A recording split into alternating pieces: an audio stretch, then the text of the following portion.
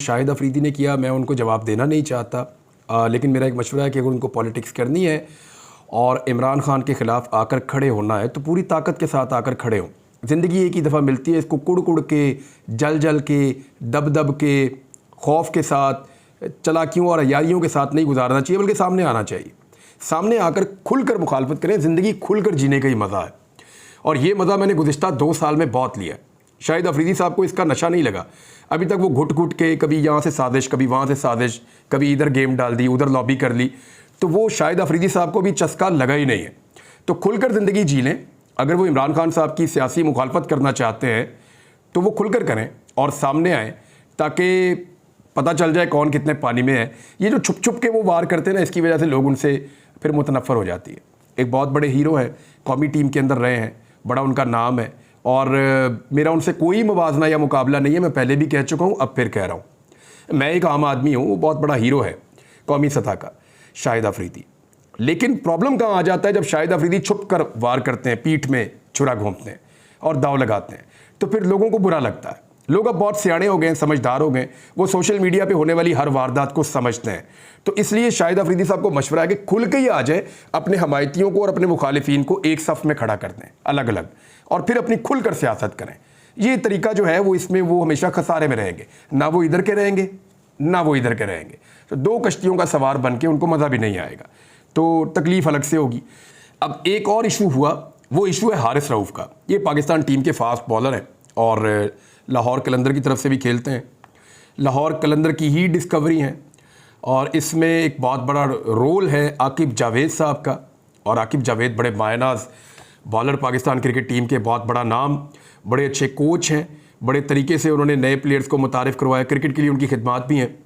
तो Haris Rauf is a good cricketer, aggression है उनकी बॉलिंग के अंदर, तेज़ बॉल वो करते हैं और मज़ीद बेहतर भी हो सकते हैं, और बेहतरी की गुंजाइश हमेशा रहती है, क्योंकि पाकिस्तान में जो फास्ट बॉलर्स हैं बड़े बड़े एक्सीलेंट आए हैं और उनसे सीखने को बहुत कुछ मिलता है। अब मामला ये है कि हारिस रऊफ़ अपनी एहलिया के साथ मौजूद थे किसी होटल के बाहर वाली साइड पे, और वहाँ पे किसी फ़ैन ने वो जुमले कस दिए, उसके ऊपर उनको गुस्सा आ गया। तो एक तो ये इंतहाई काबिल मज़म्मत है और ये इंतहाई काबिल अफसोस है, यानी इसकी कोई गुंजाइश नहीं है। चाहे आप खैबर पख्तूनख्वा में हैं, चाहे पंजाब में हैं, चाहे बलूचिस्तान में या सिंध में हैं, पाकिस्तान का ये कल्चर है, और हर जगह पे ये कहा जाता है कि जब ज़नाना आपके साथ है, ख़वातीन या फैमिली आपके साथ है, तो फिर अगर जानी दुश्मन भी है वो अटैक नहीं करता। यानी कई दफ़ा ऐसा हुआ कि लड़ाई झगड़ा जिन लोगों के साथ आपका होता है, वो जब अपनी फैमिली के साथ आपके साथ गुजर रहे होते हैं आपके सामने से, तो आप बिल्कुल अपनी नज़रें नीची रखते हैं और आप कोशिश करते हैं कि फैमिली साथ है, इस वक्त मुझे कोई पंगा नहीं करना। ये हमारा कल्चर है। तो इस कल्चर की थोड़ी सी वहाँ खिलाफ वर्जी हुई, उस पर हारिस रऊफ़ जो है वो भड़क गए, उन्होंने हमला करने की कोशिश की। मेरे ख्याल में मैं होता उनकी जगह तो रुकता भी ना, मेरे लिए बड़ा मुश्किल हो जाता उस वक्त कंट्रोल करना, तो उन्होंने अपने आप को कंट्रोल कर लिया, अच्छी बात है। अब ये इंतहाई काबिल मज़म्मत है और गलत हरकत है, लेकिन इसके ऊपर सोशल मीडिया पे एक अजीब किस्म का रद्द-ए-अमल आ रहा है। स्पेशली उन लोगों के खिलाफ आ रहा है, उन क्रिकेटर्स के खिलाफ आ रहा है या सेलिब्रिटीज़ के खिलाफ आ रहा है, जो इस मामले को उठाकर एक अलग किस्म का रंग दे रहे हैं। वजह यह है कि देखें, मैं आपको एक मिसाल से समझाता हूँ। यूक्रेन को मार पड़ी और रशिया ने उसके ऊपर अटैक किया, सारी दुनिया में वावेला हुआ, सारी दुनिया ने रोना शुरू कर दिया। यूक्रेन के लड़के लड़कियों की तस्वीरें जो हैं वो सोशल मीडिया पे और मीडिया पे वायरल की गई, और ये बताया गया कि जुल्म की इंतहा हो गई है। लेकिन सेम टाइम में जब गजा में मुसलमानों को मार पड़ी और उनके ऊपर जुल्म और बर्बरियत का बाजार गर्म हो गया, यूक्रेन तो कहीं ना कहीं मुकाबला कर रहा है ना, दुनिया उसको हथियार दे रही है रशिया के साथ, यानी इस तरीके से हथियार मिल रहे हैं लाइक एनीथिंग, बहुत हर चीज़ उनको मिल रही है, वो मार रहे हैं वापस। लेकिन गजा वाले लोग तो वापस मार भी नहीं सकते, बिल्कुल मजलूम हैं, निहत्ते हैं, लगातार वो तबाह बर्बाद हो रहे हैं। इसके ऊपर दुनिया खामोश है। तो पूरी दुनिया के अंदर जितने भी जमहूरियत को मानने वाले हैं, इंसानियत के मानने वाले हैं, वो इससे इरिटेट होते हैं। वो लोग गुस्से में आते हैं कि भाई ये आपकी क्या मुनाफकत है कि यूक्रेन को थोड़ी मार पड़े आप ज़्यादा शोर मचाते हैं, फ़लस्तीनियों को ज़्यादा मार पड़े आप बात ही नहीं करते। इसी तरह कश्मीर के मामले को लेकर, दीगर मामलात को लेकर दुनिया में एक रिएक्शन होता है।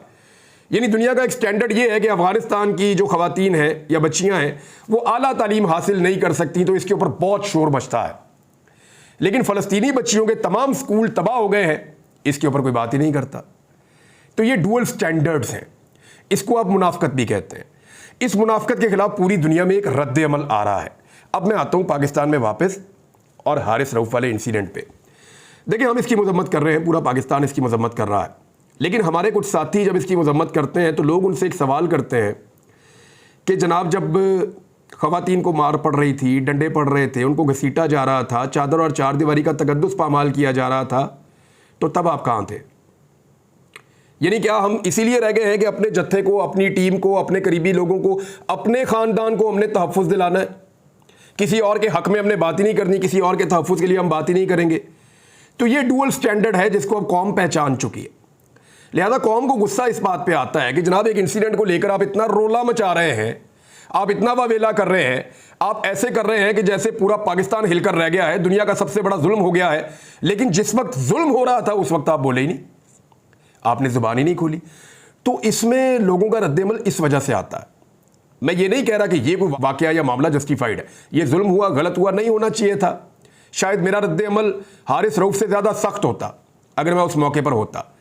लेकिन मैं ये कह रहा हूं कि जिस वक्त हारिस रऊफ ने इस्लामाबाद पुलिस की यूनिफॉर्म पहनी, तो उस वक्त वो किसके साथ इजहार यकजहती कर रहे थे? जिन लोगों को मार पड़ी उनके साथ, जिनके ऊपर जुल्म हुआ उनके साथ, इंसानी हुकूक की तंजीमें जिनके हक में बोल रही थी उनके साथ खड़े थे, या जुल्म करने वाले जाबर के साथ खड़े थे? इसको ज़रा टेक्निकली आपको मैं समझाता हूँ कि हुआ ये है कि गुज़िश्ता 2.25 साल में पाकिस्तान के अंदर पाकिस्तान के रियासती इदारों ने जबर और फस्तायत का एक बाज़ार गर्म किया है और पाकिस्तानियों के ऊपर बहुत ज़्यादा जुल्म हुआ है। ये लगातार 2.25 साल की एक तारीख है। स्पेशली पंजाब में, इस्लामाबाद में, रावलपिंडी में हमने बड़े मनाजिर देखे, ऐसे बहुत ज़्यादा मनाजिर देखे, सिंध में भी देखे। तो ये जो जबर और फस्तायत और जो जुल्म हुआ पाकिस्तानियों के ऊपर, उस वक्त जो सेलिब्रिटीज़ थी उनको या तो खामोश रहना चाहिए था या वो इसकी मजम्मत करते। यही तवक्को उनसे की जाती है ना कि फ़नकार और खिलाड़ी जो होते हैं वो अमन के सफ़ीर होते हैं, वो अमन के साथ खड़े होते हैं, जुल्म और फस्तायत के साथ कभी नहीं खड़े होते। यही बात है ना, इसीलिए कहते हैं ना स्पोर्ट्स डिप्लोमेसी, कि खेलों के ज़रिए से आप फ़रोग़ देते हैं ताल्लुकात को, और आप दुनिया के अंदर अमन लाने के लिए खेलों को फ़रोग़ देते हैं। खेल के ज़रिए से ताल्लुकात बढ़ाते हैं, आगे बढ़ते हैं। फ़नकारों के ज़रिए से ये चीज़ें आगे बढ़ती हैं। तो फ़नकार हमेशा अमन के दाई होते हैं। वो हर जगह पे फ़नकार हों या खिलाड़ी हों, वो अमन की बात करते हैं, पीस की बात करते हैं, जुल्म और ज़्यादती के ख़िलाफ़ खड़े होते हैं दुनिया भर में। अब यहाँ क्या हो रहा था कि जो रियासत जबर कर रही थी उसने हर उस चेहरे को जो थोड़ा मकबूल था अपनी गैर मकबूल पॉलिसीज़ को छुपाने के लिए इस्तेमाल किया। शाहिद अफरीदी भी उनमें से एक है, ये विक्टिम है। मैं शाहिद अफरीदी को विक्टिम समझता हूँ क्योंकि शाहिद अफरीदी एक हीरो है, उसका एक फेस है और उसकी एक मकबूलियत है। तो कोशिश ये की गई कि रियासत ने जो गंद मारा है उसके ऊपर शाहिद अफरीदी का स्टिकर चिपका दें कि जनाब वो ज़रा थोड़ा सा अच्छा लगना शुरू हो जाए। जो बॉलर 4 विकेटें ले ले एक मैच में, उसको उठा के जो इस्लामाबाद पुलिस की यूनिफॉर्म पहना दें, किसी को लाहौर पुलिस की यूनिफॉर्म पहना दें, पंजाब पुलिस की। तो ये सारी चीज़ें करने के बाद कोशिश ये की गई कि जितना काम ख़राब किया गया है, पब्लिक के अंदर गैर मकबूलियत है, उस गैर मकबूलियत को या पब्लिक के अंदर जो नफ़रत है उसको कम करने के लिए या उसको ओवरकम करने के लिए, उससे बचने के लिए जो लोग पब्लिक को पसंद हैं उनके फेस इस्तेमाल किए जाएं। अब ये फ़ैसला इन लोगों को खुद करना था कि क्या वो इस्तेमाल होना चाहते हैं या नहीं। उस वक्त ये लोग बखुशी इस्तेमाल हुए और खड़े हुए उनके साथ जिन्होंने लोगों को डंडे मारे, आंसू गैस मारी, जुल्म किया, जबर किया, बर्बरियत की, हज़ारों लोगों को गिरफ्तार किया और बच्चों को गिरफ्तार किया, ख़वातीन को गिरफ्तार किया, उनको घसीटा, उनके ऊपर जुल्म किया।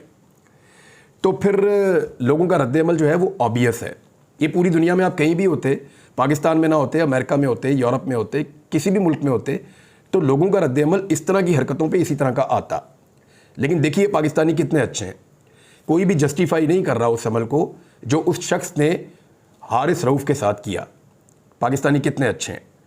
लेकिन एक बात और है कि आप कैसे लोग हैं, अपने बारे में सोचिए कि क्या आपने जब पाकिस्तानियों को मार पड़ रही थी पाकिस्तानियों के साथ खड़े होना पसंद किया, या तो आप खामोश रहे या आप उन लोगों के साथ खड़े हो गए जाकर जिन्होंने पाकिस्तानियों को मारा।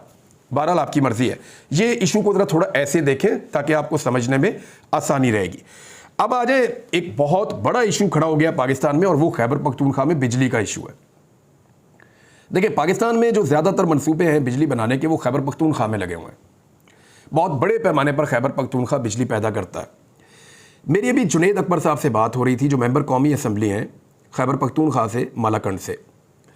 उन्होंने मुझे कुछ फैक्ट्स बताए, क्योंकि कुछ सौदे इस तरह के हो रहे हैं पाकिस्तान में, इन पे मैं बड़ा एक डिटेल वीलॉग करने वाला हूँ आने वाले वक्त में। मुझे उसके लिए 10 से 15 मिनट पूरे चाहिए होंगे। और वो तो इसको एक वारदात करार दे रहे हैं, एक ऐसी वारदात जिसमें पाकिस्तान के असासे बेचने का खेल खेला जा रहा है, और इस तरह बेचे जा रहे हैं कि ओने पोने बेचे जा रहे हैं, और इस तरह बेचे जा रहे हैं कि पाकिस्तानियों के ऊपर हमेशा के लिए एक बोझ पड़ जाएगा जिससे पाकिस्तानी नहीं निकल पाएंगे।